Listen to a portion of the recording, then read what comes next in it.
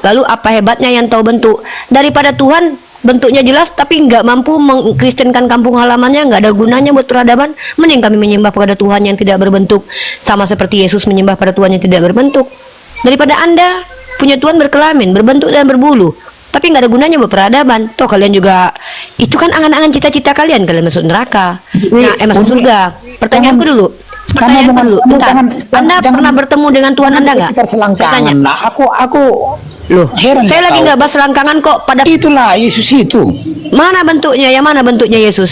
Ya kami berani membuat bentuknya itu karena dari mana kau tahu bentuknya persis seperti manusia? Dari mana kau bisa buktikan? Jangan-jangan dia punya ekor di belakang. Bisa kau buktikan kalau dia tidak punya ekor di belakang? Bisa nggak kau buktikan kalau bulunya sebelah sini lebat, sebelah sini enggak? Bisa nggak kau buktikan kalau Tuhan kau itu manusia seperti kita ini? Bisa nggak kau tunjukkan? Bentar, manusia itu ada beberapa jenis, Pithecanthropus dan Homo sapien. Jangan-jangan Tuhanmu Pithecanthropus kayak gini, ini Tropus erectus. Jadi ini manusia juga, manusia purba namanya. Tidak ada di rumah-rumah orang Kristen. Jadi dari mana kau bisa buktikan? Tunggu dulu. Dari mana kau bisa buktikan kalau pantat Tuhanmu nggak tiga belahnya? Bisa kau tunjukkan? Nah ini nih, ini kalau Tuhan berkelamin berbentuk ini kayak gini nih. Kamu buktikan, lanjut Asran. Kamu intelek tapi kok gitu omongannya. Aku kadang heran lihat kau. Fakta yang kau bilang Tuhan berkelamin kok sedih, kok tersakiti dengan pernyataan Tuhan berkelamin.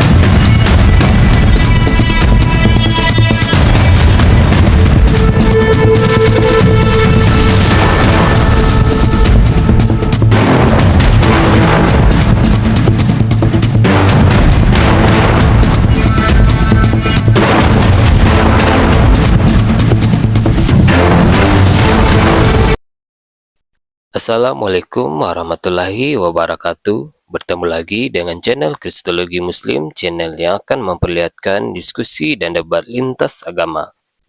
Pada kesempatan hari ini, semoga kita semua dalam keadaan sehat walafiat, selalu diberikan kesehatan, dan segala macam urusan dilapangkan, dipermudahkan, dan dilancarkan seperti apa yang diharapkan, dan juga diberikan segala kecukupan ekonomi, rezeki yang melimpah yang tidak pernah habisnya, dari Allah Subhanahu wa Ta'ala.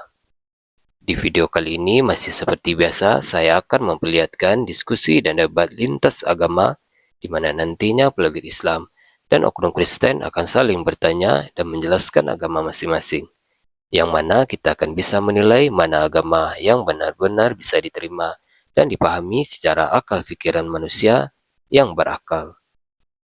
Di video ini juga kita akan melihat diskusi dan debat Uni Rifa dan apologi Islam lain dengan beberapa oknum Kristen, yang mana kita bisa mendapatkan ilmu dan pengetahuan tentang ajaran Islam dan ajaran Kristen. Dan bagaimana berjalannya diskusi ini, apakah akan berjalan tenang dan santun atau malah sebaliknya memanas, di mana biasanya oknum Kristen jika tidak sanggup menjawab pertanyaan dan juga tidak terima ajaran dan isi kitabnya dibahas, mereka akan emosi dan marah, bahkan sampai menghujat pribadi atau ajaran. Nah, daripada penasaran dengan diskusi dan debat ini, mari kita simak saja videonya sekarang. Lalu apa hebatnya yang tahu bentuk? Daripada Tuhan bentuknya jelas tapi nggak mampu mengkristenkan kampung halamannya, nggak ada gunanya buat peradaban. Mending kami menyembah pada Tuhan yang tidak berbentuk, sama seperti Yesus menyembah pada Tuhan yang tidak berbentuk. Daripada Anda punya Tuhan berkelamin, berbentuk dan berbulu, tapi nggak ada gunanya buat peradaban. Toh kalian juga, itu kan angan-angan cita-cita kalian masuk neraka. Nah, masuk surga. Pertanyaanku dulu. Pertanyaanku dulu. Bentar. Anda pernah bertemu dengan Tuhan Anda nggak? Saya tanya. Nah, aku Loh, heran. saya lagi nggak bahas selangkangan kok. Pada faktanya Tuhanmu berkelamin kok. Saya tanya sama Anda, apakah Anda pernah melihat Tuhan Anda? Ya itulah Yesus itu. Mana bentuknya? Yang mana bentuknya Yesus? Ya kami berani membuat bentuknya itu karena dari mana kau tahu bentuknya persis seperti manusia? Dari mana kau bisa buktikan? Jangan-jangan dia punya ekor di belakang. Bisa kau Itulah buktikan kema- kalau dia tidak punya ekor di belakang? Bisa Itulah nggak kau buktikan kalau bulunya sebelah sini lebat, sebelah sini enggak? Bisa nggak kau buktikan kalau Tuhan kau itu manusia seperti kita-kita ini? Bisa nggak kau tunjukkan? Gitu loh. Bentar, manusia itu ada beberapa jenis, Pithecanthropus dan Homo sapien. Jangan-jangan Tuhanmu Pithecanthropus kayak gini, nih, Pithecanthropus nih. Kita nggak tahu Tuhanmu bentuknya kayak mana. Takutnya Tuhanmu kayak Pithecanthropus, ya. Sekarang Itu loh, apa kalau yang manusia itu ada. di rumah orang Kristen itu, ya kan? Mana kau bisa kau nggak buktikan kalau itu Tuhan kau? Itulah Kita nggak tahu. Nah, kami. jangan-jangan Tuhanmu nanti kayak gini bentuknya, Pithecanthropus erectus. Jadi ini manusia juga, manusia purba namanya. Tidak ada di rumah-rumah orang Kristen. Jadi gitu, dari mana Ani. kau bisa buktikan? Tunggu dulu. Dari mana kau bisa buktikan kalau pantat Tuhanmu nggak 3 belahannya? Bisa kau tunjukkan? Nah ini nih, ini kalau Tuhan berkelamin berbentuk ini kayak gini nih. Kamu Buktikan, orang lanjut intelek, Aslan. tapi kamu intelek tapi kok gitu omongannya. Aku kadang heran lihat kau. Fakta yang kubilang Tuhan berkelamin kok sedih, kok tersakiti Begini. dengan pernyataan Tuhan berkelamin. Sekarang saya tanya. Ini kok lucu nih. Kenapa umat Kristen percaya Tuhan berkelamin tapi malah tersakiti dengan diksi itu? Bukan begitu. Yang suruh Kan menyembah Tuhan kita- berkelamin kan bukan kami, kalian toh. Bukan. Artinya maksud kan? beliau kita Artinya kan harus pikiran kalian itu kan kita harus seperti memiliki itu terus. integritas. Tak serah, sini lagi ada perlu. Kamu enggak yang lain kan itu, makanya saya bilang mindset kalian Nggak itu usah salah. munafik. Aku nggak Bukan tahu, munafik. jangan-jangan kau ini suka ngintipin janda mandi. Gini loh, orang Kristen itu kan kebiasaan. Kami baik, kami baik. Jangan-jangan kau yang sering nonton bokep. Jangan-jangan kau yang sering ngintipin janda mandi. Kami kayak gini berkata ini benar. Kalau Tuhanmu berkelamin, bukan porno. Memang kau pikir dokter kalau bicara, oh ya Anda di sini ternyata alat vitalnya rusak, berarti dokter porno gitu. Inilah kalian karena otak kalian yang mesum. Kita akan bahas hari ini teman-teman Kami data-data yang tidak saya pernah tunjukkan ini. berbicara masalah Udah aku selangkangan. sama Asran aja ya. Aku udah nunjukin ya. Aku udah nunjukin kalau kalian itu Aduh, semuanya apa. katanya kamu Orang yang intelek- menyembah kepada Tuhan yang berkelamin itu fakta. Asran ambil alih dulu. Ini ada buka data dulu. Baik, siap nih. Udah dijelaskan, udah dipaparkan kan bagaimana bagaimana kalau misalkan kita mengatakan bahwa Tuhan itu berbentuk, maka tatkala bentuk Tuhan. Sorry Bapak, sebentar dulu ya. Kita jelaskan satu persatu dulu Bapak ya. One by one, oke? Selamat sore. Ya, sorry Bapak, sorry. Iya, One sore by Bang one. Sore Mardhan, Pak, sabar. sabar ya Pak. Bapak kalau seandainya masuk room orang manusia, jangan samakan kayak di kandang. Kita punya aturan. Bapak standby dulu. Harapan ya. saya ini kamu apa mindset ngomongin. Nggak perlu kau berharap. Ngapain kau berharap? Kau berharap sama Tuhan kau yang 3 sana. Jangan sama aku kau berharap. Lanjut. Oke, Kamu baik. aja sih, Inilah. apa Tuhan? Oke. Inilah kecacatan ketika kita berpikir bahwasanya Tuhan itu berbentuk. Maka tatkala Tuhan itu berbentuk, maka akan ada penyamaan. Nah, beginilah letak ketidakakuratannya tadi. Ketika Tuhan tadi berbentuk, dikatakan Tuhan itu berbentuk, bentuknya seperti manusia. Nah, di sini kita bisa menyamakan bentuknya. Oke. Apakah Tuhan itu bentuknya pantatnya belah 3? Ya kan? Apakah giginya gigi geraham semua, ya kan? Apakah hidungnya itu di apa? Di pipi kah, di jidat kah, atau di mana? Bisa. Jangan permasalahkan itu. Karena apa? Karena Tuhan itu berbentuk. Makanya Tuhan kami itu laisa kamitslihi syai', tidak sedikit pun serupa dengan makhluk. Kalau makhluk itu perlu suara untuk berkata-kata, berbeda dengan Tuhan kami. Tuhan kami tidak seperti itu. Kalau manusia itu butuh roh untuk hidup, berbeda dengan Tuhan kami.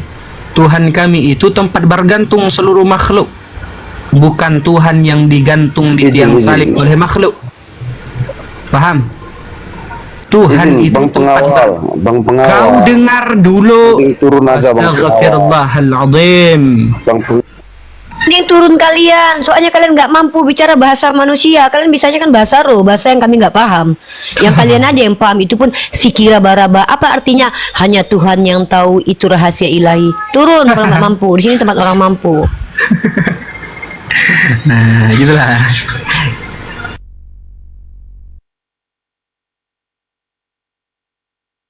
Nah, begitulah apa namanya kekeliruan pemikiran bahwasanya Tuhan itu berbentuk.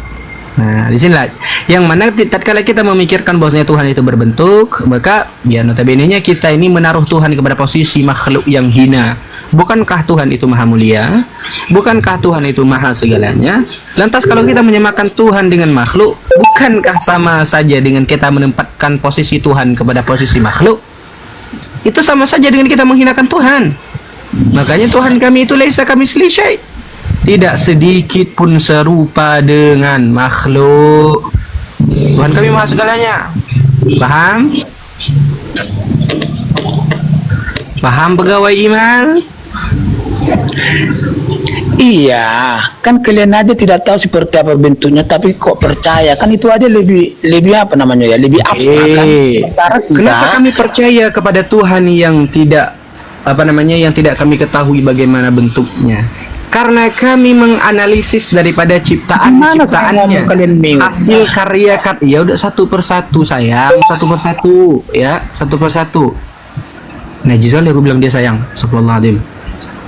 Kami menganalisis daripada apa? Daripada kekuasaan Tuhan itu sendiri. Ya, dia berkemampuan untuk menciptakan kau yang batil ini. Ya, dia berkemampuan untuk menciptakan seluruh alam semesta ini.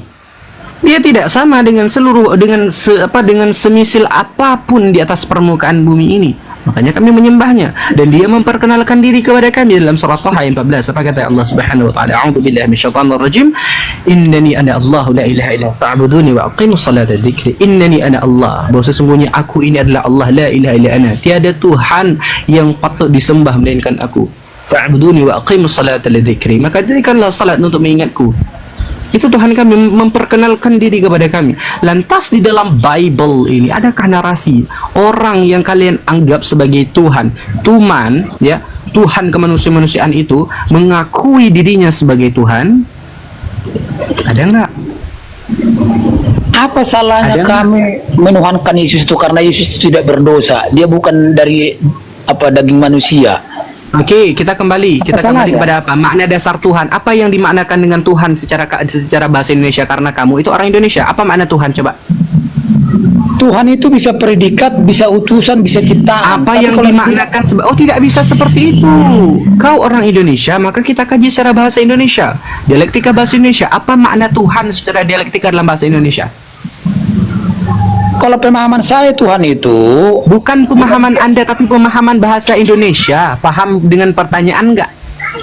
yang kau tanyakan Tet, saya. Asran, jawabkan suaranya ada nggak, saya Asran? dong. Ada. Oke. Asran, kita live di YouTube, kita kajian sedikit 3 menit ya. Nanti baru diskusinya lanjut dengan Asran dengan si pemberita kabar hoax ini ya. Oke, bismillahirrahmanirrahim. Assalamualaikum warahmatullahi wabarakatuh, teman-teman. Kali ini tema saya bukan clickbait ya. Tema saya itu adalah kalau karya penyalipan itu adalah karya iblis, maka secara tidak langsung ekuivalen sama dengan penyalipan keselamatan karya iblis atau iblis adalah juru selamat. Kenapa orang Kristen selama ini secara ideologi dan teologi mengatakan bahwa Tuhan itu juru selamat? Karena mereka menganggap yang mati di tiang salib itu adalah Tuhan.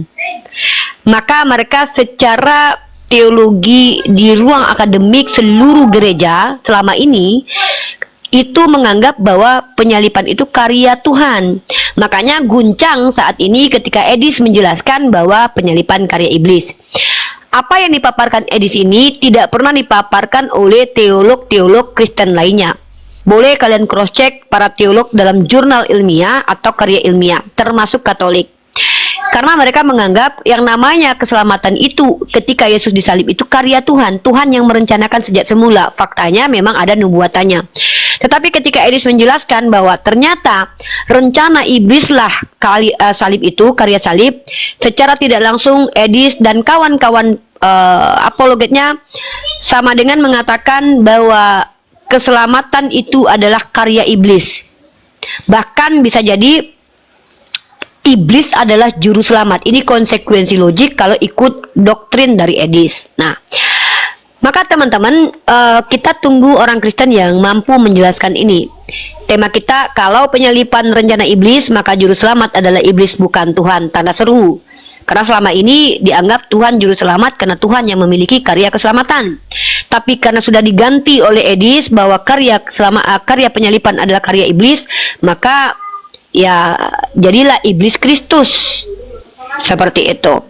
Nah, kita lanjut teman-teman, perdiskusian antara Asran, perdiskusian klasik yang apa ya, kalau saya bilang itu 6 tahun saya bahas tentang Yesus Tuhan atau bukan tuh, itu diskusi yang dari di abad kedua, abad ketiga, abad kedua itu sudah menjadi perdebatan antara golongan Arius dan Athanasius terkait Yesus ini 100% human being atau 100% God itu diadakan konsilinya di abad ketiga. Dan tentulah ini tidak akan pernah akan kita tuh buang-buang waktu kalau kita hanya bahas Yesus Tuhan bukan, Yesus Tuhan bukan.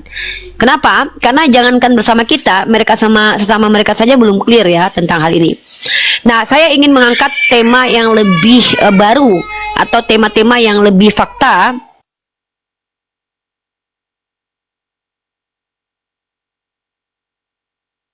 Itu ke Kimut ini, kimut. Jadi itu nih. Oh, ini Tadi kimut kebuka. siapa? Kimut sendiri tadi ya? Oke, ini kebuka. Tes. Kebuka. Oke. Jadi tadi saya disampaikan sama si pengamat ini ketika saya mengatakan bahwa kami tidak menyembah Tuhan berkelamin, si pengawal iman ini ya, pengawal iman itu mengatakan bahwa kenapa otakmu mesum? Setahu saya yang mesum itu kitab mereka, bukan saya, karena saya tidak mengatakan Tuhan bijinya sebesar jakar, pancaran maninya kayak kuda. Saya tidak mengatakan itu, tapi itu ada di dalam Yeskiel 23:20 yang adalah kitab sucinya mereka. Ya, Jadi karena kalau maaf, kamu diam dulu, enggak, saya belum enggak selesai. Iya, dengan saya belum selang- selesai. Bentar, saya nanti bagian bertanya aja. Nah, jadi saya membela tuduhan terhadap saya kalau saya tidak vulgar, bahkan saya tidak terpikirkan birahi pada maghrib ini ya. Justru saya ingin mengajak orang berpikir, kalau Tuhanmu manusia, maka Tuhanmu berpantat, Tuhanmu berkelamin, Tuhanmu berbulu, Tuhanmu berbiji. Itu bukan vulgar, tapi itu adalah pemantik akal supaya kau tidak merendahkan Tuhan. Mohon maaf ya. Nah, kemudian teman-teman, ketika mereka kita katakan menyembah kepada Tuhan berbiji, berkelamin, mereka tersakiti, maka secara naluriah mereka sedang menunjukkan reaksi manusiawi mereka bahwa Tuhan itu sangat tidak layak kalau berbiji. Masa Tuhan ciptakan burung untuk dirinya sendiri? Seperti itu ya. Oke, YouTube saya Mesia X Uniriva, teman-teman ya. Ini live di Mesia X Uniriva. Itu satu dulu. Nah, yang selanjutnya adalah tadi ada tuduhan cabul. Oke, kita bedah. Setahu saya, kitab yang isinya Kama Sutra bukan Al-Quran. Tutorial berhubungan badan, bahkan selingkuh ada dalam Bible. Banyak ayat. Tutorial bagaimana memberlakukan payudara perempuan, bahkan mempelintir putingnya, itu secara eksplisit diajarkan dalam Bible. Jadi mohon maaf, saya tidak pernah cabul ya, karena saya bukan kitab cabul. Nah, dan kalau kita lihat secara faktual, data-data akan saya tunjukkan nanti sebentar lagi. Pertama, teman-teman harus tahu, yang melegalisasi film porno itu rata-rata negaranya negara Kristen, orang Kristen semua isinya ya. Pembuat film porno rata-rata Kristen. Penonton film porno rata-rata Kristen, bukan Islam. Jadi saya bingung ini, atas dasar apa saya dikatakan cabul dan Islam dikatakan cabul? Setahu saya justru yang bersentuhan dengan lendir ini ya rata-rata Kristen. Contoh, daerah paling banyak kumpul kebo di Indonesia secara karya ilmiah Manado, mayoritas Kristen. Jadi saya bingung ini, saudaraku Kristen. Kenapa saya katakan tema kita adalah kalau penyalipan itu karya iblis, maka iblis adalah juru selamat, maka pantaslah kalian rata-rata itu berdekatan dengan selangkangan, karena memang ini yang iblis inginkan, agar manusia itu otaknya porno. Bagaimana mungkin kita tidak bisa berpikir seperti ini, teman-teman? Kenapa? Ketika kita mengingat Bible, yang kita ingat adalah seorang pria ganteng tampan yang pakaiannya dibuka sehingga alat vitalnya tuh terkowel-kowel, tergantung. Ya, mohon maaf nih. Kalau kita membayangkan Bible, kita akan ingat bagaimana seorang manusia mulia bajunya dibuka. Yang kita bayangkan adalah pada waktu itu alat vitalnya menjadi tontonan orang banyak. Kalau iblis punya kerjaan, maka tentu iblis mempermalukan orang ini. Tapi kalau Tuhan, berarti Tuhan pengen orang ini malu. Artinya apa? Justru inilah yang membuat kita tidak percaya Nabi Isa itu disalib, karena konsekuensi percaya Nabi Isa disalib, percaya juga bahwa dia dilecehkan secara seksual. Itu ya. Dan sedikit saya tanggapi si pengawal iman. Saya bingung dengan pengawal iman ini. Dah lama diskusi tapi nggak berubah-berubah. Ketika kau katakan kau lebih hebat daripada kami karena Tuhanmu kelihatan, arti iman sendiri kau nggak paham.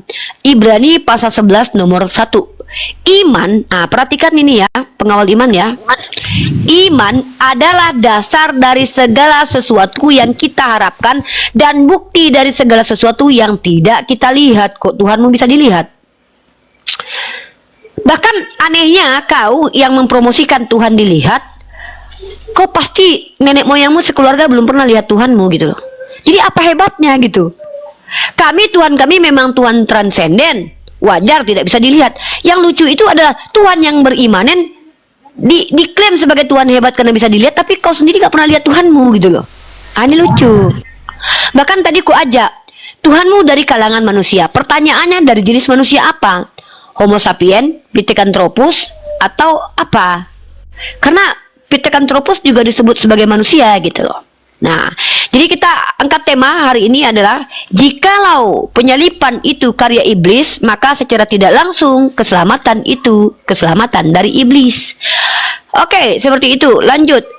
Yang awam bertanya saja, yang berilmu silakan diskusi dua arah. Kita bicarakan dengan ilmu pengetahuan bukan dengan kebencian. Monggo.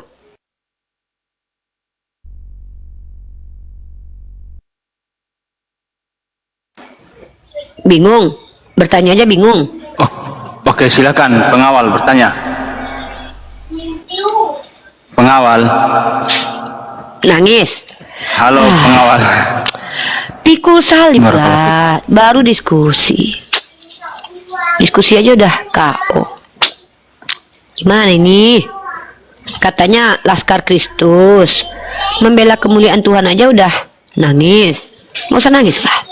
Ini kan kita berdialek. Gitu. Seperti itu teman-teman ya. Pengawal, halo.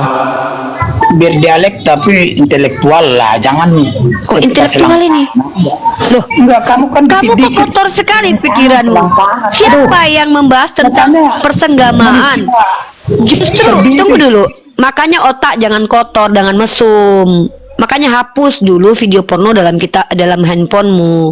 Kita lagi tidak membahas tentang kelamin. Kita membahas tentang bahwa kalau Tuhan itu dikatakan manusia, maka konsekuensinya adalah kamu menyembah kepada Tuhan yang berpantat, Tuhan yang berbulu, Tuhan berkelamin.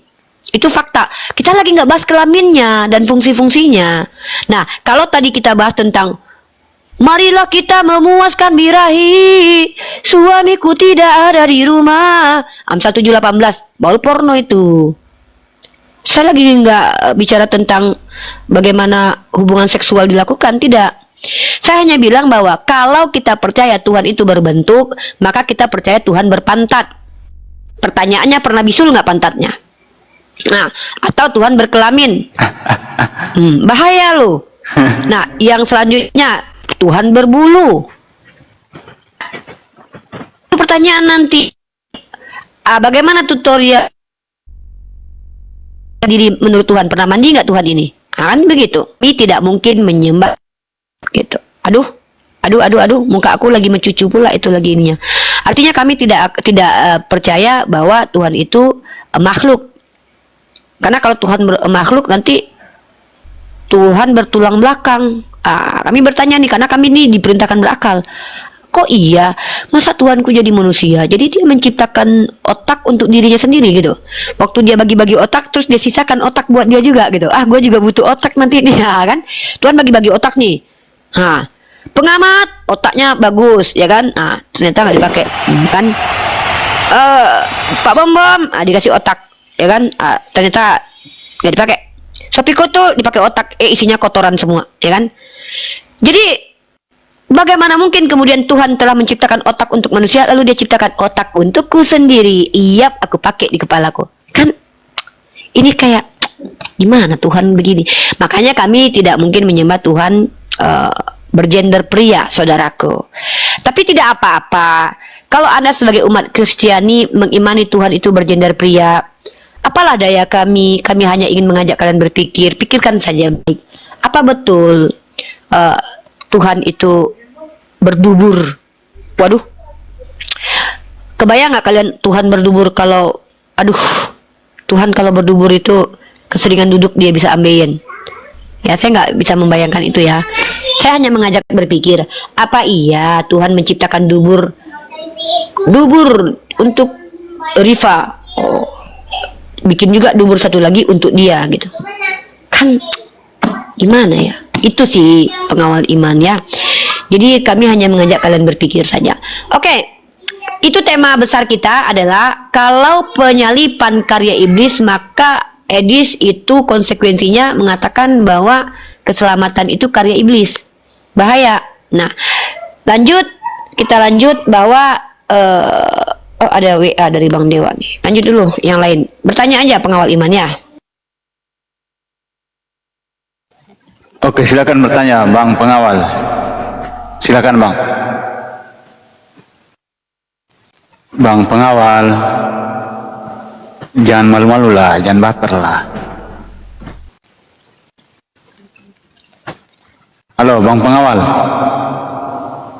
Oke, silakan noten-noten yang di bawah, kami persilakan kalian naik ke atas. Sekali lagi, jangan lupa bawa data, bawa akal yang waras. Jika Anda awam, maka tugas Anda hanya bertanya. Oke, jika Anda ingin berdiskusi, setidaknya Anda pernah lulusan sekolah tipu-tipu atau STT. Kemudian, setidaknya Anda punya literasi tentang kekristenan. Atau pendeta, silahkan naik. Pendeta ada di bawah, silahkan naik ke atas. Karena di sini Bang Pengawal sudah mulai oleng-oleng. Rupanya nangis di pojokan dia. Bang Pengawal. Kan oleng-oleng Bang, kadang kan kalian gini Bang, halo.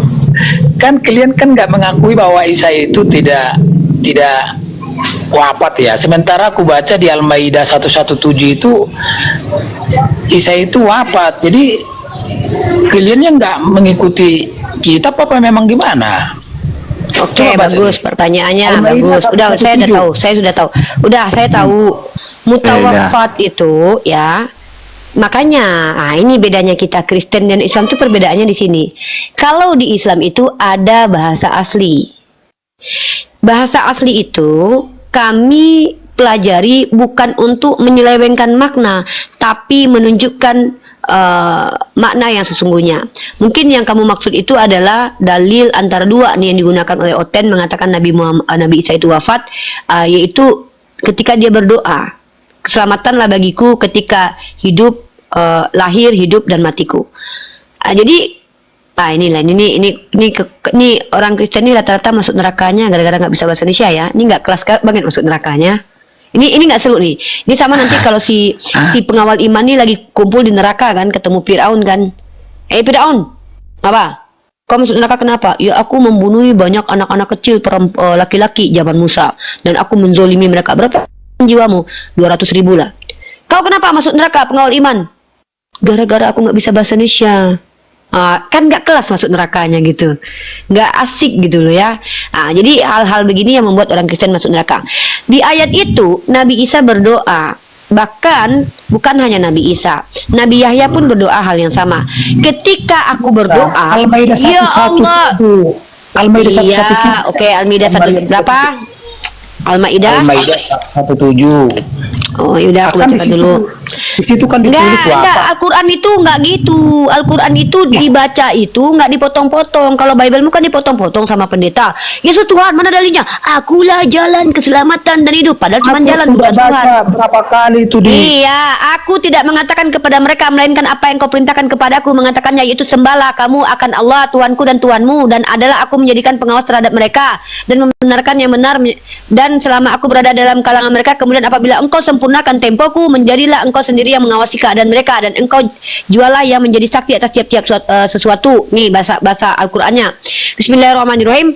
Ma qultu lahum illa ma amartani bihi an ya'budullah Rabbi wa Rabbukum. Nah, ini pertama, kalau kau percaya ayat ini, Yesus itu tidak Nabi Isa tidak pernah itu ada mengatakan tulisannya Tuhan. wafat. Kenapa enggak kau Iya, baca? sabar. Ada wafat. Iya kan aku Berarti bilang kalau wafat mutawaffa itu. mati bukan? Aduh, Kareten kalau nggak bisa bahasa Indonesia jangan paksa kami bodoh kayak kalian ya. wa kuntu alaihim syahidam ma dumtu fihim falamma tawaffaitani. Nah, kata wafat itu seandainya kami maknai bahwa Nabi Isa diwafatkan, bukan berarti Nabi Isa disalib ditelanjangi bulat-bulat. Tetapi ada dua pendapat para ulama.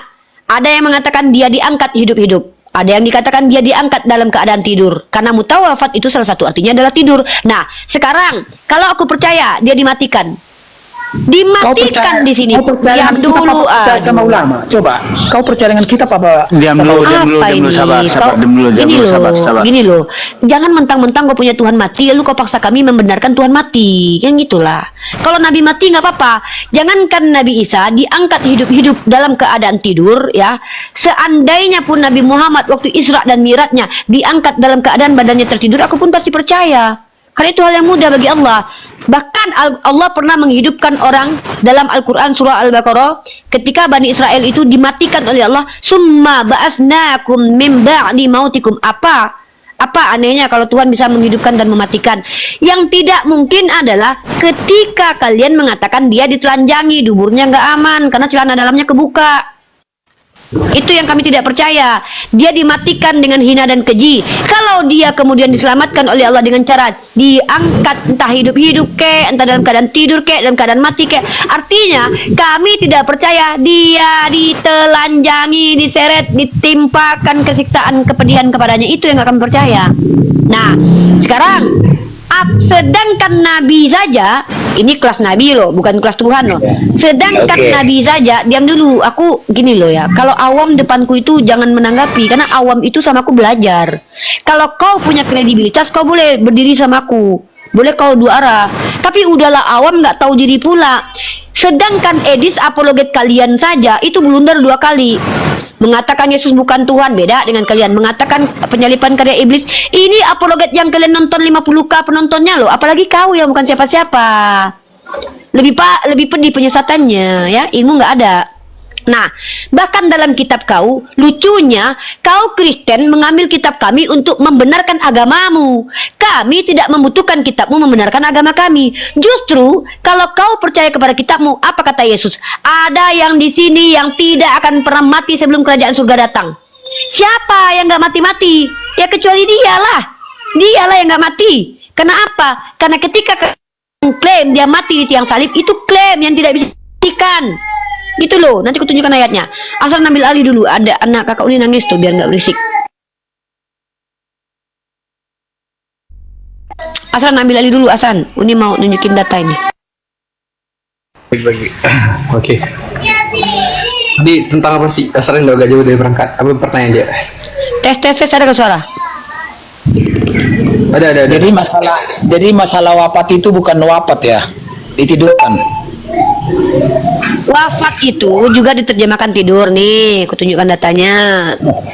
Sejak kapan wafat itu tidur? Wafat itu bahasa apa? Ya bahasa Indonesia. Itulah kau. Wafat itu mengambil dari bahasa Arab. Inilah kalian orang Kristen Indonesia nih nggak ngerti bahasa. Bahasa yang ada di Indonesia ini paling banyak mengambil bahasa Arab. Maka ketika kalian Kristen, diam dulu. Hei, diam dulu. Wafat itu bahasa Arab. Orang Indonesia yang baru tahun berapa itu merdeka mengambil kemudian bahasa Arab lalu derivasi, distorsi maknanya. Jadi bukan Al-Quran kami yang ikut bahasa Arab, bahasa Indonesia. Bahasa Indonesia yang harus ikut bahasa Arab karena bahasa Arab yang lebih dulu. Aslan, jelaskan Aslan. Uni mau buka data ini. Oke. Oke, kita buka data aja. Oke. Ini perihal kata wafat di dalam surah Al-Maidah ya. Oke. Baik. Allah Subhanahu wa taala kan berfirman kan falamma tawaffaitani kan itu kunta antar raqiba alaihim. Maka setelah engkau mewafatkan aku, maknamu kan seperti itu, engkaulah yang mengawasi mereka. Gitu kan? Nah, kalau menurut kayak kita lihat ya bahwa saya tafsir Al-Quran ya, firman Allah Subhanahu wa taala menunjukkan bahwasanya Allah Subhanahu wa taala itu belum mewafatkan Nabi Isa alaihi salatu wasalam ya. Namun kalau misalkan kita lihat daripada segi dialektika ya Al-Hasan itu berkata, kata al-wafat yang dalam Al-Quran itu memiliki 3 makna. Okey, ini 3 makna nih. Saya jelaskan seperti apa yang dikatakan oleh Uni tadi. Yang pertama, wafat artinya mati, seperti firman Allah, Allahu yatawaffal anfusa hina mautiha. Allah itu memegang jiwa orang ketika matinya. Itu adalah Quran surah Az-Zumar ayat 42. Ya, itu waktu apa? Yaitu pada waktu habis masa hidupnya. Makna wafat yang kedua, ya, kalau misalkan menurut kata Al-Hasan, itu ada wafat yang asalnya tidur, seperti yang dikatakan oleh Uni tadi. Okey, itu seperti dalam firman Allah, wa huwallazi yutawaffakum bil-lail, dan dialah yang menidurkan kamu di malam hari. Di sini juga dipakai kata apa? Yatawaffakum. Mutawaffikum itu sama dipakai dalam apa? Dalam diksi ini. Kata wafat juga artinya apa? Tidur, yakni menidurkan kalian. Dan yang akhirnya, okey, makna ketiga, kalau menurut Al-Hasan, wafat itu berarti pengangkatan. Itu seperti firman Allah Subhanahu wa taala, ya Isa inni mutawaffika, ya Isa inni mutawaffika. Ingat ya, ya Isa inni mutawaffika, wahai Isa, sesungguhnya aku menyampaikan kamu kepada akhir. Dalam Quran surah Ali Imran ayat 55, diangkat oleh Allah Subhanahu wa taala. Okey? Faham enggak di sini? Maka kalau misalkan kita memperdebatkan bahasa Al-Qur'anul Karim tentang mewafatkan, apakah arti mewafatkan di situ Allah Subhanahu wa taala mematikan Nabi Allah Isa? Oh, tidak. Tidak seperti itu. Karena apa? Karena makna daripada tadi makna daripada tawaffaitani, ya, wafat di sini itu ada 3 makna. Ada makna mengangkat, ada makna menidurkan, ada makna mewafatkan. Paham? Itu kaidah dalam bahasa Arab. Itu menurut siapa? Itu menurut pandangan daripada ulama al-lughawiyatul arabiyah, itu Al-Hasan. Paham enggak? Berarti arti wafat itu tidak ada kepastian mati apa tidur ya? Itu Sesuai aja dengan konteks. Uni masih udah itulah. Oke, terima kasih. Gini loh Karesten, sudahlah kitab kalian bahasa Indonesia banyak mengambil bahasa Arab. Lalu kalian memaksakan bahwa kata itu kalian persempit, sementara kalian sedang mempertanyakan bahasa Arab. Wafat, maut itu beda. Maut itu mutlak mati, mati. Nah, wafat itu ada beberapa konteks ayat, beberapa konteks pemahaman. Contoh, kenapa wafat itu bisa disebut sebagai tidur? Karena sebenarnya menurut beberapa ulama, ya, ini bukan untuk kau ya, kau nggak nangkap ini ya, kau agak rendah sedikit ya. Nah, kalau kita benar, saya bicara ini bukan untuk orang yang, maaf ya, kalau orang itu ilmunya kognisinya percuma ilmu dikasih ya, itu sama seperti memberikan barang kudus kepada mulut babi dan anjing. Maaf ya, itu kata Yesus ya, jadi aku nggak mau, cuman aku kepada netizen aja. Jadi teman-teman, menurut beberapa para ulama, teman-teman, ada yang disebut dengan tercabutnya ruh dari tubuh dan berhentinya aliran darah yang mengalir dari anggota tubuh dan tidak terdapat tanda-tanda kehidupan, maka ini namanya mati alias maut. Ya, itu maut. Nah, sementara kata wafat itu berbeda, teman-teman. Sama seperti din dan milah. Din secara umum, milah secara khusus, begitu. Nah, kalau wafat ini khususnya, maut itu umumnya, atau terbalik ya. Ya, mautnya itu umum. Artinya, kalau kita lihat Al-Quran itu menggunakan kedua kata, maut dan wafat. Nah, jadi aduh, ada telepon lagi dari Bang Dewa. Ambil alih dulu Asran, ada telepon dari Bang Dewa, bentar. Ya, baik. Maka kalau kita melihat di sini ayat ini, maka kita lihat konteksnya kan dalam daripada penjelasan daripada Al-Imam Al-Hasan. Ini kan dikatakan di sini makna daripada wafat di sini, ya, muwafati, ya kan, di sini ada makna mengangkat, ada makna mewafatkan, ada makna menidurkan. Maka kita lihat di sini sama dengan apa yang dikatakan oleh Allah Subhanahu wa taala dalam Al-Qur'an. Ini contoh, saya berikan contoh ya. Turun dulu yang satu. Nih. Oh, baik ini. Ini contohnya. Oke.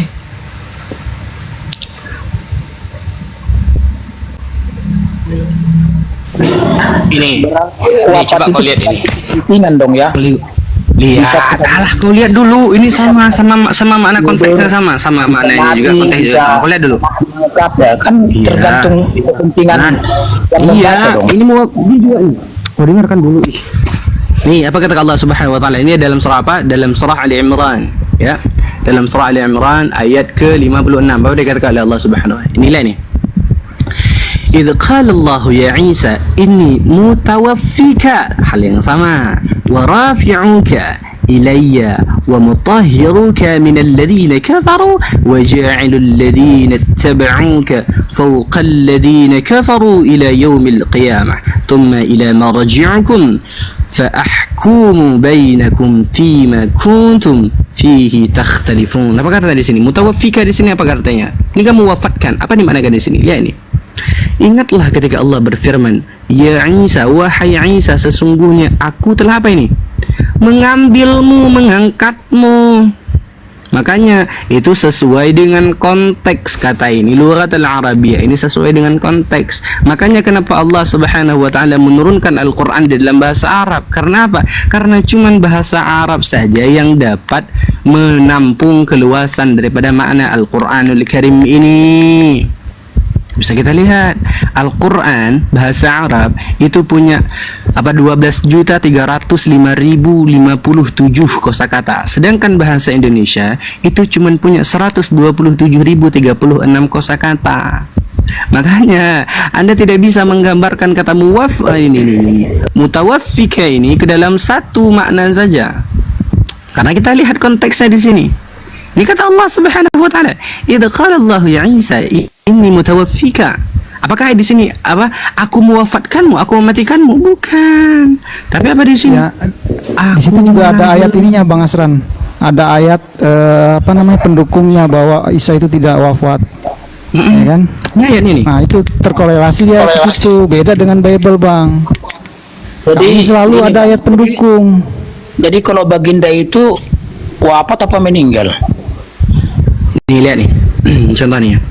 Gak jawab dulu. Kalau baginda itu udah wafat apa meninggal? Coba. Kan udah aku jelaskan tiga konteks, tiga konteks mana? Udah aku jelaskan dari tadi tiga konteks mana yang dijelaskan oleh Al-Imam Al-Hasan. Tiga konteks makna kata wafat. Nggak, saya ikutin logika Anda. Kalau baginda itu sekarang udah wafat apa meninggal dunia? Coba. Dia wafat. Baginda Rasulullah kan? Berarti baginda bisa tidur dong, bukan wafat dong. Kalau memang itu pengertiannya wafat. Tiga konteks itu sesuai dengan konteks yang kau lihat apa? Berarti tergantung kepentingan masing-masing dong kalau begitu. Itu sesuai dengan konteks pembahasan dialek ini dia. Ilmu dialektika itu terjemahan makna itu sesuai dengan konteks apa yang tertera di sini. Astagfirullahaladzim. Kamu nggak mengerti kaidah bahasa ayat itu propaganda Arab, Bang. Kalau saya tidak mengerti konteks bahasa Arab, ini contohnya ketika Allah Subhanahu wa taala menerangkan, ini ayat pendukung lagi daripada apa? Bahwasanya Nabi Allah Isa Rasulullah itu tidak dimatikan oleh Allah Subhanahu wa taala, akan tetapi diangkat bulat-bulat oleh Allah Subhanahu wa taala. Inilah ini. Dalam Al-Qur'an surah An-Nisa ayat 57 apa kata Allah Subhanahu wa taala? Baca di sini. Ingat, a'udzubillahi minasyaitonir rajim. Wa qaulihim inna qatalna al-masih Isa ibn Maryam rasulullah wa ma qataluhu wa ma salabuhu ولكن شبه لهم وإن الذين اختلفوا فيه وإن الذين اختلفوا فيه لفي شك منه ما لهم به من علم إلا اتباع الظن وما قتله يقينا. Apa kata Allah di sini? Kau baca di sini. Kami menghukum pula mereka karena ucapan mereka, sesungguhnya kami telah membumbun Al-Masih Isa putra Maryam Rasulullah, padahal mereka tidak membumbunnya dan tidak pula menyalibnya, tetapi yang mereka bumbun adalah orang yang diserupakan, yang menyerupai Isa.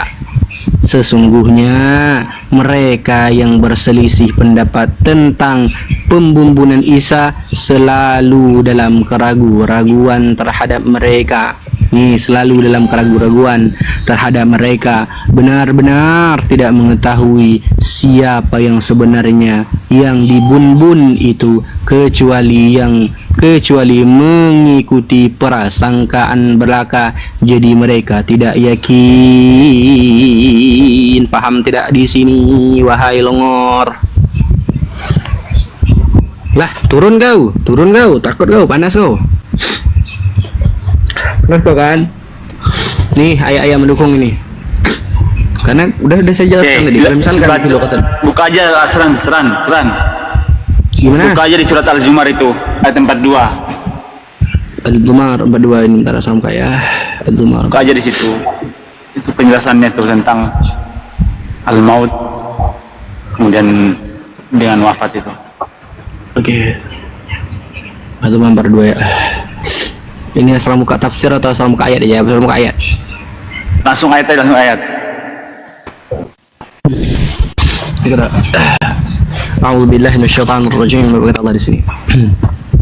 Allahu yatawaffal anfusa hina mautiha wallati lam tamut fi manamiha fayumsiku allati khada 'alayha al-mauta wa yursilu ukhra ila ajalin musamma inna fi dhalika la ayatin liqaumin yatawafakkarun.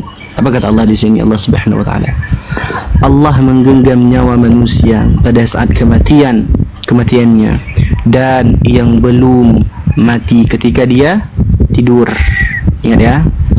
Dia menahan nyawa yang telah dia tetapkan kematiannya, dan dia melepaskan nyawa yang lain sampai waktu yang ditentukan. Sesungguhnya pada yang demikian itu benar-benar terdapat bukti-bukti kekuasaan Allah bagi kaum yang berfikir. Nah, inilah maknanya. Oke, lihat di situ. Ya tawafa itu, lihat ya tawafa itu apa maknanya? Artinya itu, Pak. Ini ya tawaffa, ini ya tawaffa, menggenggam nyawa. Betul. Nih, udah dijelaskan tadi. Ada kalau misalkan menurut Al-Imam Al-Hasan tiga perihal yang dimaknakan dengan wafat, ya, mutawaffa. 3 perihal makna. Ini sesuai dengan konteks ayat tersebut, karena lughatul Arabiyyah tidak sama dengan lughatul Indonesia.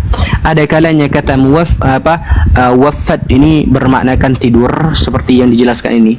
Ya, ada maknanya tidur, ada maknanya itu Allah angkat langsung seperti yang dikatakan oleh Allah Subhanahu wa taala dalam Al-Qur'an tadi, dalam surah Ali Imran ini juga kan. Ini diangkat oleh Allah Subhanahu wa taala. Ini mutawaffika. Apa makna di sini? Apa maknanya di sini, Bang? Ngerek. Tuh kan, lagi-lagi enggak bernafas. Mutawaffika ya. Ini mutawaffika. Nih, sesungguhnya aku mengambilmu. Berarti ada 3 makna ya. Pertama tadi mewafatkan, mengambil, dan juga menidurkan. Nah, itu makna daripada mutawaffika. Paham ya teman-teman ya? Jadi Kalau kita harus yang milih. dalil Rasulullah itu ini ya Bang Asran di Az-Zumar 30 itu, innaka mayitu wa innahum mayitun. Sesungguhnya kamu akan mati dan sesungguhnya mereka akan mati. Innaka mayitun wa ini. innahum mayitun. Beda. Makanya Oten ini susah kali. Bahkan yang bahasa Indonesia aja susah mereka apalagi kau masuk ke literasi bahasa Arab.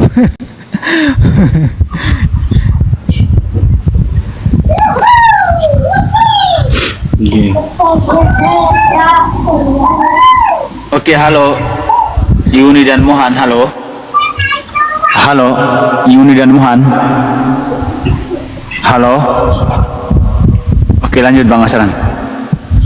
Kalau ini langsung mati di sini. Maitun itu kan mayit. Innaka mayyitun wa innahum mayyitun. Innaka mayyitu wa innahum mayyitun.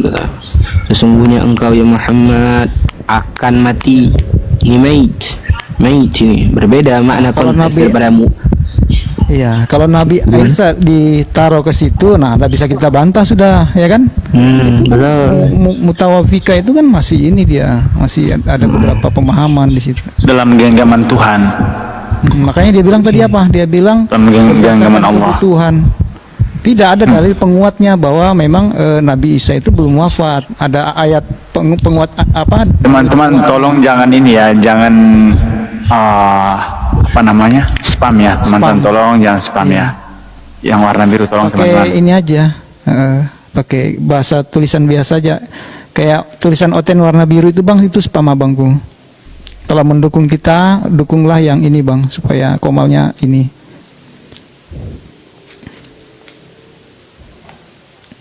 Oh, ini masih terima telepon ya?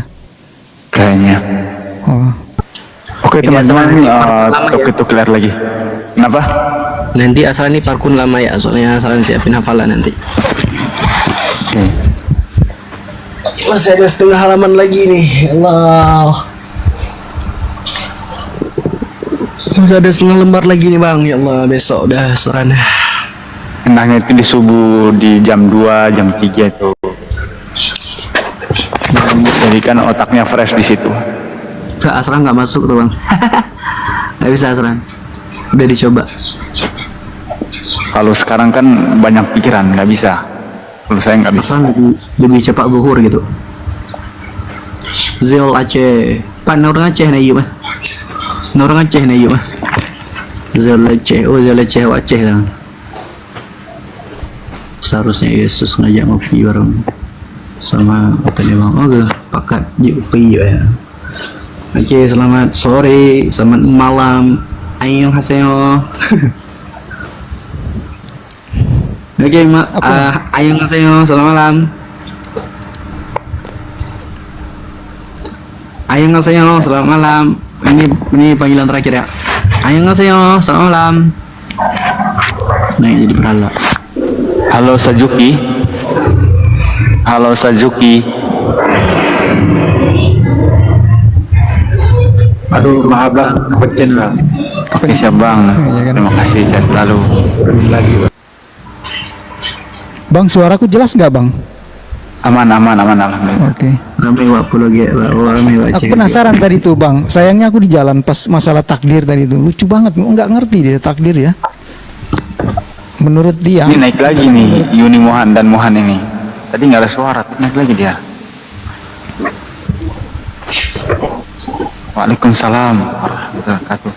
Halo, Duduk, bang. Bang Yuni dan Mohan. Halo. Lagi dia. Pencet kali. Bang nenek, bang nenek. Halo. Waalaikumsalam warahmatullahi wabarakatuh. Ya Pak mah gede ledung nih. Gak kena wajib berhala. Indiani syukur. Selamat malam. Selamat malam. Tak gepat. Kan dek soal rutin teh. Iya. Yo, tembak dia lah mak titik. Yo, Waduh. yo. Ibu, selamat malam. Halo. Halo Nanor, halo. Halo. Ya Allah, begini loh kalau kayak gini bikin potong waktu kayak gini. Kepencet. Pencet kayaknya. Kayaknya Masya Allah teman-teman kita dibawa saking semangatnya untuk toki-toki layar. Terima kasih Masya Allah, barakallahu fikum. Sehat selalu. Bang Raza Koi, silakan naik Bang Raza Koi. Masih penasaran aku masalah itu tadi bang. Masalah takdir tadi tuh bang. Penasaran. Udah nggak usah dibahas, mereka nggak bakal paham. Selamat sore. Selamat sore. Oke sore bro, gimana? Udah sehat lagi? Assalamualaikum. Sehat-sehat. Assalamualaikum aja. Kita Beda tembak ini. dulu nih. Masih ramai ya Rezeki ini- dengan kontroversi Edis ya. Anda seorang Muslim atau Kristen Saya bang? Kristen. Enggak Kristen. Oh, kenapa? Kristen. Ya biasa. Gimana, Kalau Bang mau Raja? ke ruangannya Gregor, saya suka di jambak ya, saya naik kelas, saya hormatin ruangan dia gitu. supaya bisa. Gimana Bang menurut Anda pertikaian antara mereka itu, Bang Edis dengan Pak Bom Bom tuh gimana Bang? Iya, jadi seperti yang saya sampaikan, selalu saya sampaikan ketika saya naik komal-komal. Waalaikumsalam. Jadilah seorang umat beragama yang toleran ya. Jika kita seorang Kristen, jadilah seorang Kristen yang toleran. Ketika kita jadi Muslim, jadilah seorang Muslim yang toleran. Jadi begini, saudara, sebelum masuk ke soal teologis, ya, kalau kita tarik outputnya jauh di ujung sana, biarlah itu menjadi pemikiran Edis seperti itu. Saya tidak menyudutkan dia gitu ya. Karena juga bagaimanapun ini saya juga harus bicara fair, karena keseimbangan itu perlu juga di dalam komal-komal itu, keseimbangan dalam berapolitika gitu ya.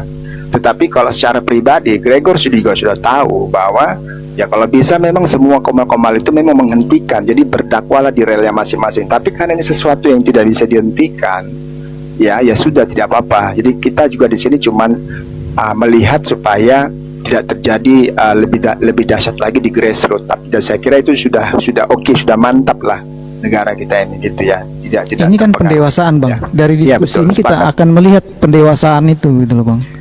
Iya. Yang dewasa akan menyikapinya dengan dewasa. Nah, pada akhirnya kan kita mendapatkan pembelajaran. Iya kan? Jadi Iya, ada betulnya tergantung juga, Bang. kita. Gitu Bang. Tidak sedikit juga akhirnya kan ada yang imannya makin baik dari hasil diskusi ini kan. Tinggal kitanya aja gimana mengambil manfaatnya itu kan gitu. Kan gitu Bang. Jadi kalau saya pribadi melihat dari diskusi ini nggak ada masalah. Yang penting kita dewasa menyikapinya kan. Adapun kalau misalnya teman-teman dari salah satu pihak itu berkeras, ya itu mungkin karena dia memang mempertahankan apa yang dia yakini. So wajar itu gitu. Teman-teman di bawah yang nonton ya kan mengambil hikmahnya, pelajarannya dengan akalnya kan gitu Bang. Kan asik kayak gitu Bang. Iya, tapi begini saudara ya.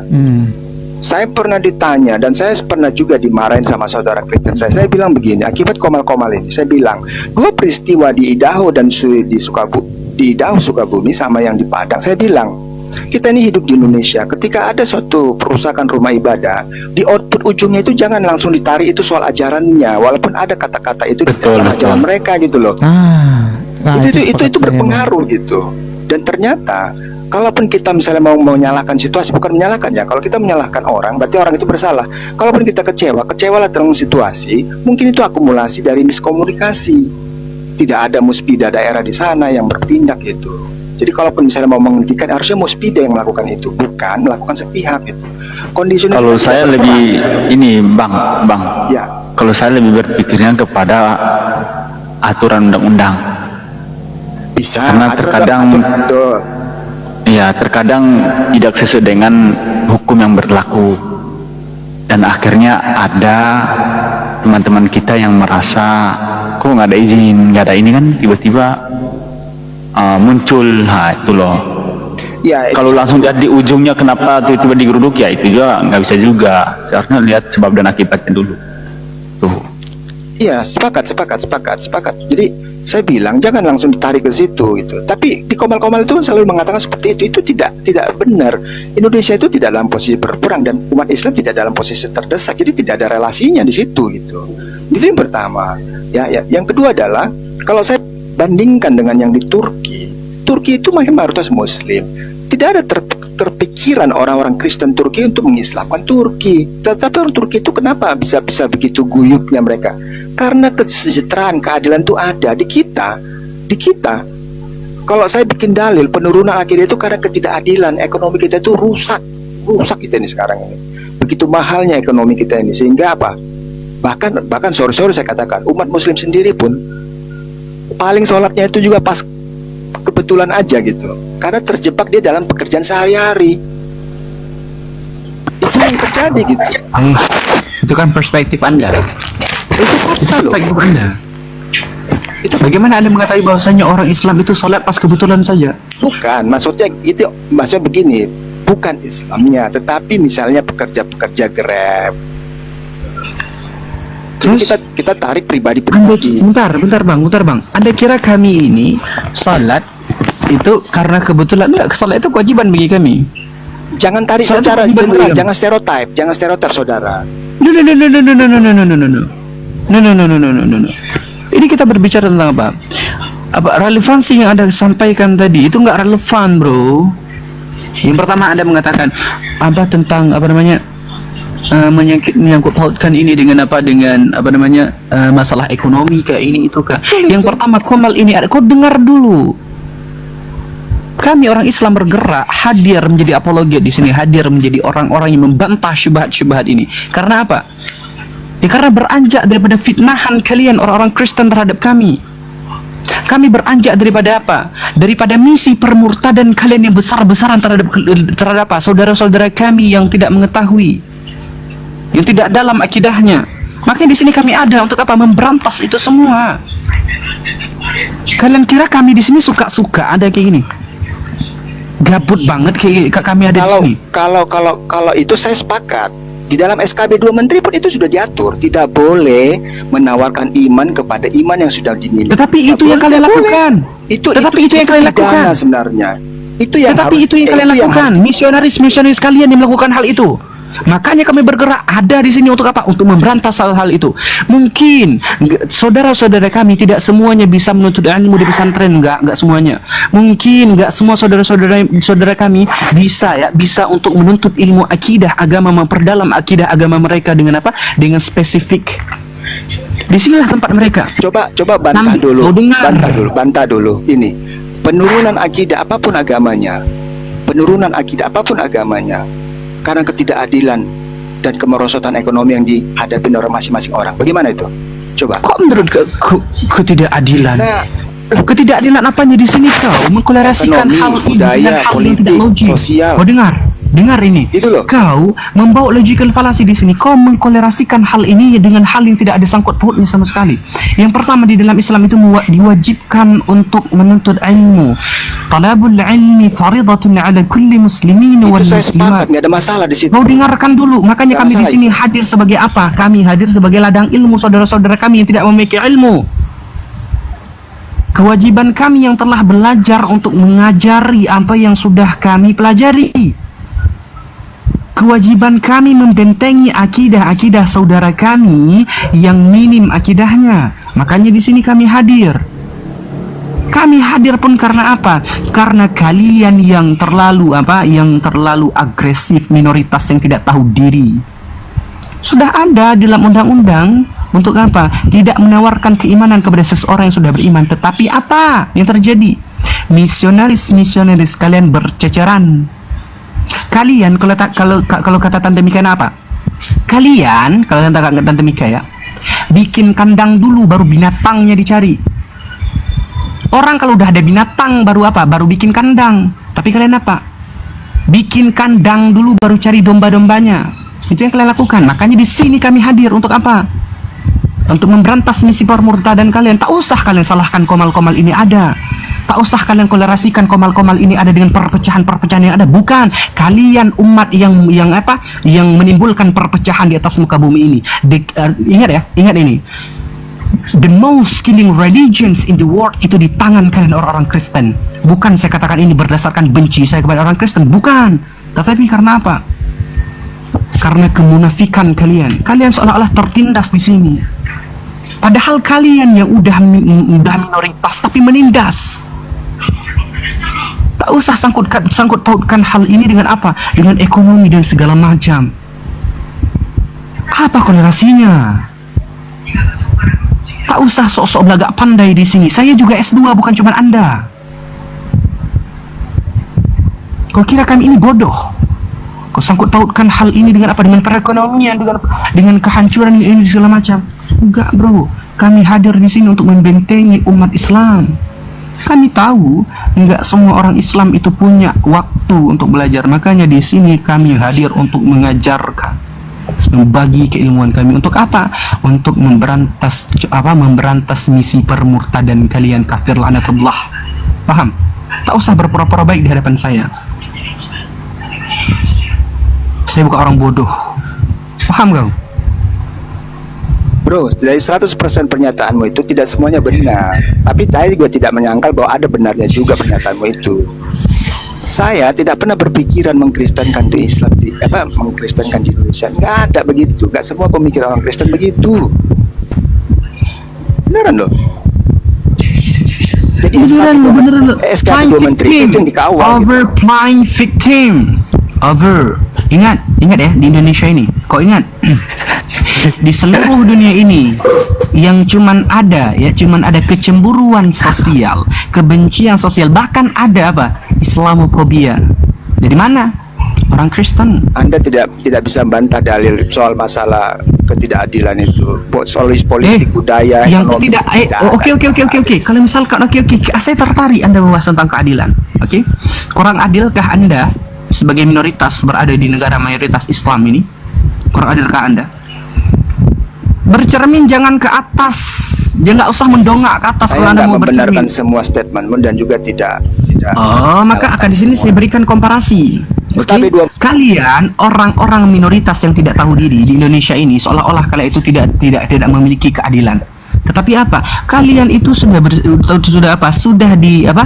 diberikan toleransi yang setoleran mungkin sama siapa? Sama orang-orang Islam di Indonesia ini. Kalian dibebaskan kok.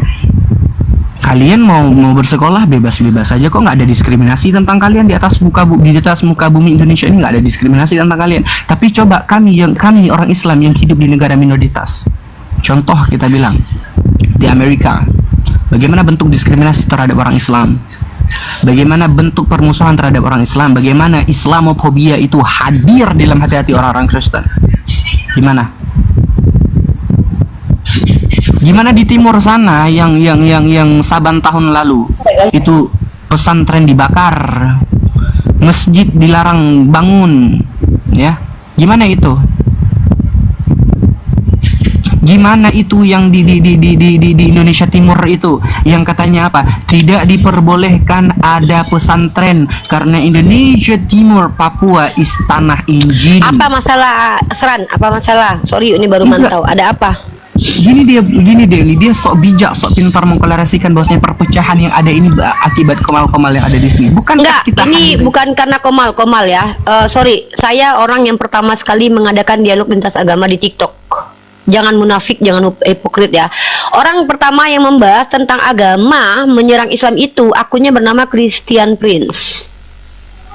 Sorry ya, media sosial TikTok ini memang saya yang pertama sekali buka diskusinya. Tapi penistaan terhadap agama Islam itu sudah terjadi beberapa tahun lalu di Facebook dan juga di YouTube. TikTok ini hanya pengembangan aja karena media TikTok. Jadi tolong jangan hipokrit. Saya punya bukti-bukti lengkap kok. Yang mendahului siapa, saya juga punya data secara sejarah kok. Yang mendahului kurang ajar kepada agama orang lain itu ya kalian. Yohanes Damaskus di abad ke-7 yang mengatakan bahwa Islam itu agama dari nabi palsu segala macam. Narasi Islam terkait Kristen dan Yahudi tidak buruk, hanya dikatakan bahwa mereka dilaknat karena perbuatan jahat mereka. Bukan dikatakan bahwa Kristen biadab, bejat gitu, no. Ya, tapi ketika kalian menjelaskan bahwa kalian itu adalah orang tertindas, ayolah, nggak usah hipokrit, kami bukan orang bodoh. Ya, kita tahu kok, yang memulai itu siapa, kita tahu. Nah, kalau kita bicara tentang yang memulai, tidak ada istilah Islam itu belajar Kristen. Yang ada itu adalah orientalis. Siapa orientalis? Mereka yang belajar Islam. Untuk apa? Untuk menyerang Islam. Siapa nama mereka? Bahkan mereka tidak segan-segan untuk menyamar. Johann Louis Burckhardt, Snok Horgonye, ya.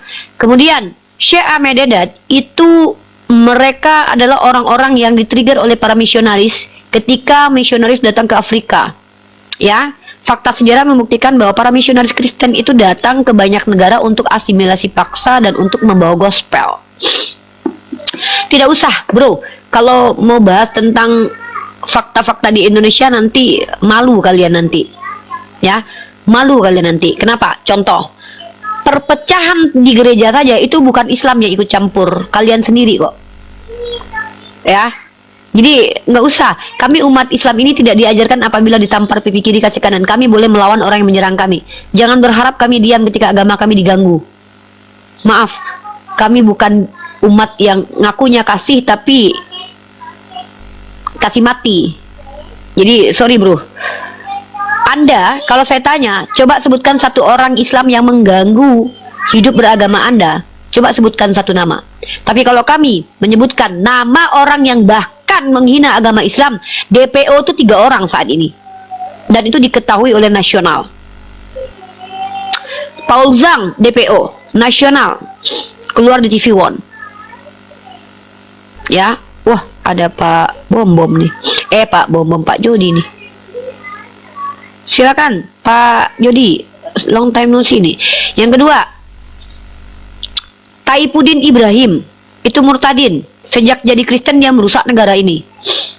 Yang ketiga, Edis Kudis TV. Ya, coba sebutkan nama satu orang Islam yang menghujat kabur ke luar negeri, atau satu orang Islam yang terbukti penghujatannya. Saya Yahya Waloni, dia di penjara, dia gak kabur ke luar negeri.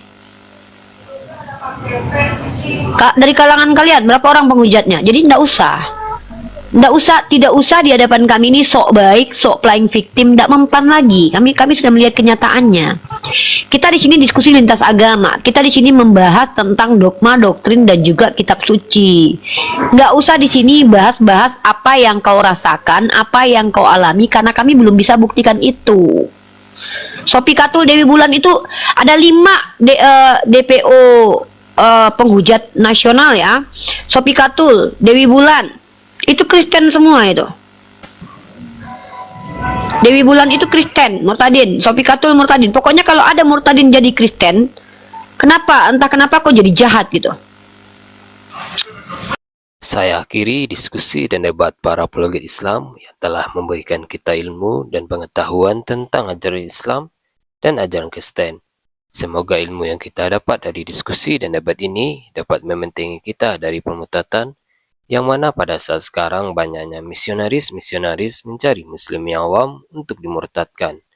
Saya akhiri video ini. Terima kasih kepada saudara-saudari muslim semua yang telah mengikuti diskusi ini sampai habis. Sampai ketemu lagi dan nantikan video-video diskusi dan debat apologet Islam selanjutnya. Assalamualaikum warahmatullahi wabarakatuh.